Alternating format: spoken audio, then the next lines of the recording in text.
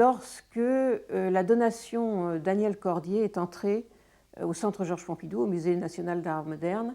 Il y a eu une présentation de cette collection et je suis allée la voir. Et là, j'ai découvert les très grands tableaux de Dado qui faisaient partie de cette collection, et notamment ce tableau qui s'appelle La Ferme, ou en tout cas qu'on appelle La Ferme, et qui est un chef-d'œuvre absolu de l'histoire de la peinture moderne.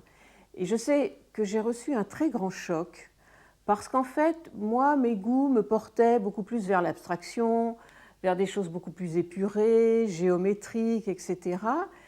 Et que, en quelque sorte, la découverte de ce tableau, je dirais, m'a fait réviser mes conceptions. Alors, ça ne veut pas dire que j'ai renoncé à ce qu'étaient mes choix précédents et que je n'ai pas continué à aimer la peinture abstraite, mais j'ai compris que, d'une manière absolument contemporaine à cette peinture abstraite, il y avait cette peinture qui utilisait encore la figure humaine, la représentation, et qui était absolument révolutionnaire, qui était aussi forte et aussi étonnante que certaines formes de l'abstraction et des avant-gardes.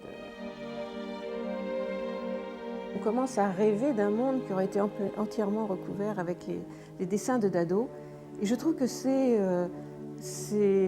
quelque chose qui fait vraiment, qui vous plonge dans un rêve merveilleux et qui va complètement à l'encontre, je trouve, de toute une partie de l'idéologie de l'art moderne, où les artistes ont plutôt eu tendance à faire rentrer le monde dans leurs œuvres, vous savez, à faire en sorte que les œuvres d'art se confondent avec la vie, enfin, parce qu'on a utilisé des objets réels de la vie quotidienne et qu'on a mis ça dans les œuvres, etc., ou qu'on a dit, voilà, comme Marcel Duchamp, je prends un objet et je dis c'est une œuvre.